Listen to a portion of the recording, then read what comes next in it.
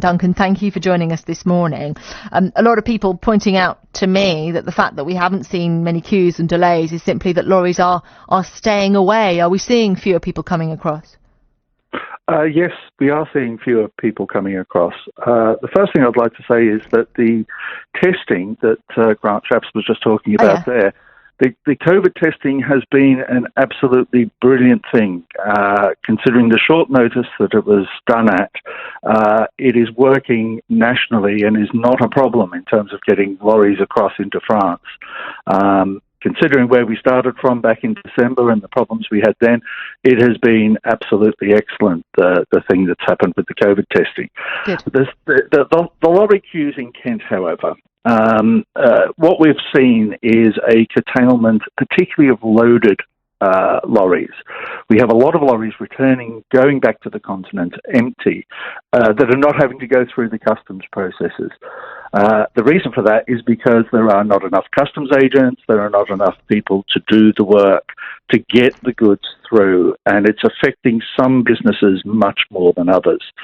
But the idea that we were going to end up with 7,000 lorries on the road as a result of Brexit on its own was never really going to happen, because the lorries just wouldn't go. What we had before Christmas was a complete stop of arrival in France.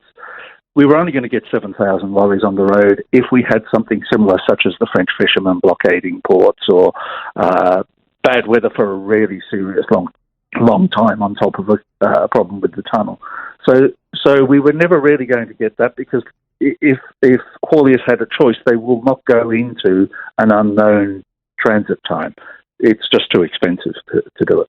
So hang on, how is this going to work panning out in the future then? I mean, will they come back? Because surely our supply chains depend on it.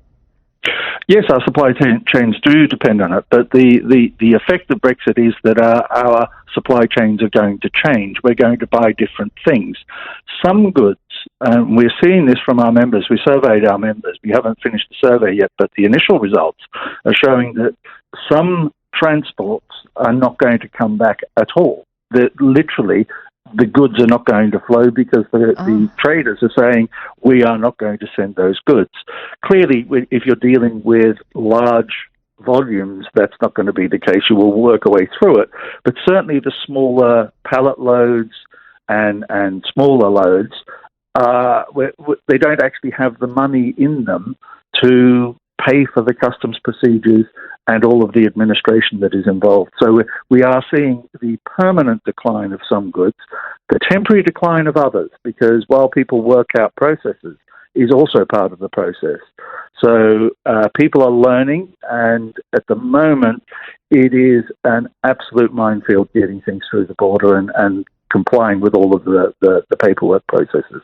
While we've been talking, Duncan, Chris has asked this question on the text. He says, I wonder if you know, he says, where do lorry drivers go who test positive? In hotels? But I don't think we've had any yet, have we? Yes, we have had positive tests. The positive tests, what happens is a lateral flow test is done. Then if someone tests positive on the lateral flow test, a second test is done with PCR, which is the thing that the stick up the nose and down the throat. If the driver is still shown as positive after the lateral flow test, if they're a UK driver, they will be expected to be looked after by their companies, sent home, isolated. If they are non-resident, they will be taken to a hotel, and there are drivers in hotels isolating, and that's been arranged. It's not a huge number, by the way.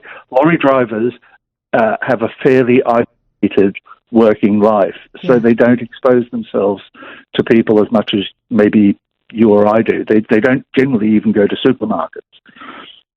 Yeah, there you go, Chris. I'm sure that answers your questions. And I know what I was getting confused with, Duncan, it was the fact that the government says there's been no successful, the positive results on the other side when they're retested when they arrive in France to show that it's working.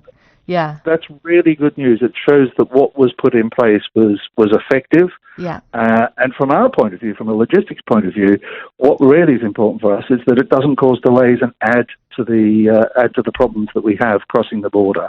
And that's why I was so congratulatory about the system that's been put in. Right across the country, a driver can be tested and ready. If you can, get tested before you go to Kent.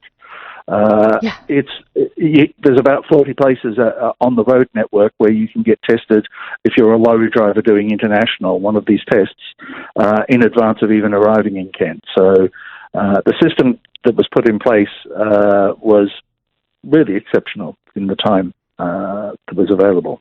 Lovely stuff. Listen, the news is upon us now, Duncan. Many more questions for you, so do come back and talk to us again about all of this very soon. We'll keep a close eye on it. That's Duncan Buchanan, then Policy Director of the Road Haulage Association.